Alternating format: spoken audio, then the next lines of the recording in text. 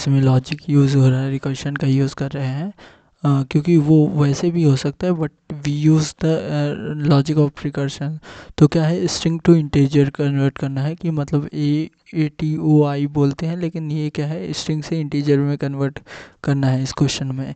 इसमें पहला है कि अगर कोई वाइट स्पेस है तो उसको आगे से हटा दो। May be have the chances that at the initial level they have the content the positive और negative character, or they have the if they have the conversion, that means if they have the skipping of the zero until they have the non के either the character या integer जब तक नहीं आया था, they have to keep if the number is greater than the boundary. For example, if for the negative there is a value of the -2k to the power of the 32, or for the positive to the power of the 31 -1. So in that case they have to return the maximum or minimum value. If the out of the boundary, then they have to possibility that it is good to return that the out of the boundary. So let's get understand the test cases. For example, string 42 is converted into 42. For that, as is equal to my sum space minus 042.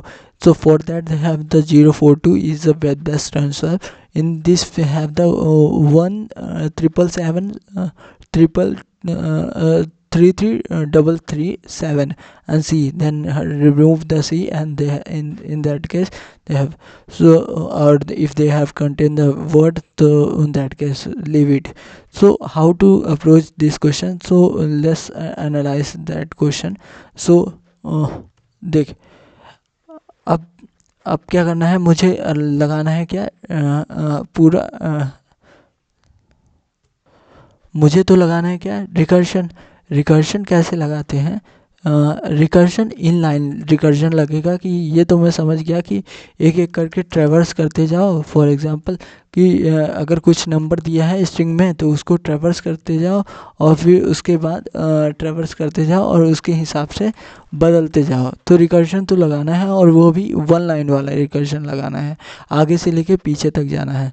तो कैसे मैंने implement किया, मैं जब उस पे string पे काम करना चालू कर दिया हूँ, तब उसको एनालाइज करने के लिए हैश इंट का यूज़ किया हूँ। किसका यूज़ किया हूँ, हैश इंट का यूज़ किया हूँ,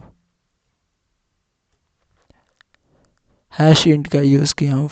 अगर मैंने उस पे काम करना चालू कर दिया तो ये तब मैंने किसका यूज़ किया है, हैश इंट का। किसका किया है, हैज़ स्टार्टेड, उसका यूज़ किया है, कि अगर स्ट्रिंग स्टार्ट हो गई है तो कर। तो पहले इनिशियली स्ट्रिंग स्टार्ट नहीं हुए, तो इसीलिए इसको क्या किए हैं, फॉल्स किए हैं। तो अब देख, मुझे मल्टीपल टाइम इस कंडीशन को देख के ये समझ में आ गया कि मल्टीपल टाइम मुझे रिकर्शन लगाना है। तो फर्स्ट बेस कंडीशन लिखे कि इफ़ अगर क्या किया है, इंडेक्स अगर ये स्ट्रिंग के लेंथ के इक्वल है तो लास्ट में साइन लगा के उसको रिटर्न कर दूंगा, ठीक। और मेरे को बाउंड्री से बाहर जाए या ना जाए, उसके लिए मैंने क्या किया है, इस स्ट्रिंग वाले फंक्शन को मैंने क्या लिया है, इंटीजर लॉन्ग लिया है। देखेगा यहाँ के लिए है लॉन्ग लिया है। तो इससे क्या होगा, मुझे ऐड करने के बाद इसको चेक करने में इजी जाएगा, इसीलिए मैंने ये ऐसा किया है, ठीक। तो पहले अगर लीडिंग स्पेस आए तो उस केस में क्या कर दो, रिमूव कर दो।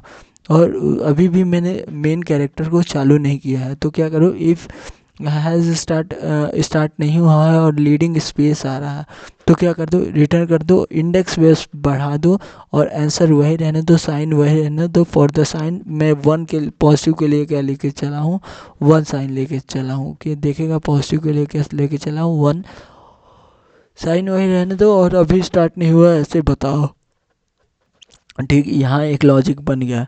दूसरा, हैंडल साइन, अगर मान ले आ गया पॉजिटिव और नेगेटिव, तो मैं इसको हैज़ स्टार्ट को कर दूंगा ट्रू, कि हाँ अब स्टार्ट हो गया।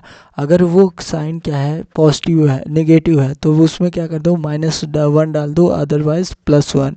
तो साइन ये इससे स्टार्ट हो गया कि हाँ अब स्टार्ट हो गया है। अब स्टार्ट हो गया, अब प्रोसेस देखना है कि क्या वो कैरेक्टर है या नंबर है।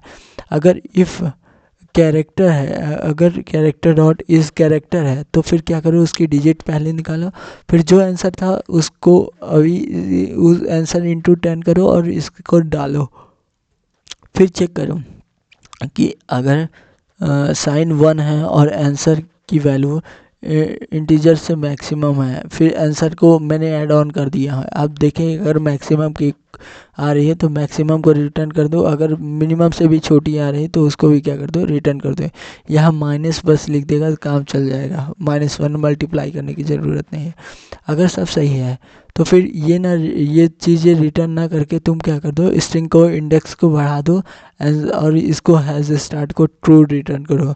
और जब हैज़ स्टार्ट क्या है, ट्रू है, तो that means stopping processor on digit character pass started. अगर स्टार्टिंग हो चुकी है तो फिर क्या कर दो, और कैरेक्टर आ गया है, कोई कैरेक्टर आ गया है तो फिर क्या कर दो, उसमें क्या कर दो, आंसर को डाल दो और फिर उसके बाद इंटू कर दो साइन के से। अगर करेक्टर आ गया है तो आंसर साइन से इंटू करके दे दो। अगर नहीं आया है तो invalid case, that means no digit और character before the passing the started, कोई डिजिट नहीं है और उसके पहले क्या है, करेक्टर है। तो इसमें देखा हमने क्या किया है, ये वन लाइन ही रिकर्जन लगाया है, मल्टीपल रिकर्जन लेकिन मल्टीपल कंडीशन के हिसाब से लगाया है और सीक्वेंस को देखते हुए कि पहले लीडिंग स्पेस को हटाएंगे, फिर इसके बाद देयर हैव द पॉजिटिव और नेगेटिव के चांसेस, उसको देखेंगे। अगर फिर के नंबर आ गया तो उसको देखेंगे। अगर नहीं आता है, कैरेक्टर आता है तो फिर उसके बाद देख लेंगे उसको, कंडीशन को। अगर नहीं आता है तो there have the positive chances that कि अब वो क्या होगा, कैरेक्टर ही आए होंगे, तो इसीलिए रिटर्न 0 कर दिए। तो इस तरह से लॉजिक बिल्डिंग होती है।